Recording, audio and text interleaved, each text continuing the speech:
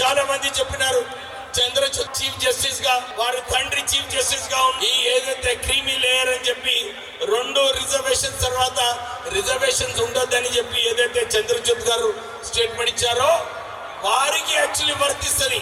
వారి నాన్నగారు 11 సంవత్సరాలు సుప్రీంకోర్టు జడ్జి గా ఉన్నప్పుడు మళ్ళీ సుప్రీంకోర్టు జడ్జి ఎట్లా అవుతాడు? వాళ్ళ కుల వివక్ష ఏదైతే ఆయన దాంట్లో ఉందో అది జడ్జిమెంట్ లో మనకు స్పష్టంగా కనబడుతుంది. మనము దీన్ని వ్యతిరేకించే అవసరం ఉన్నది.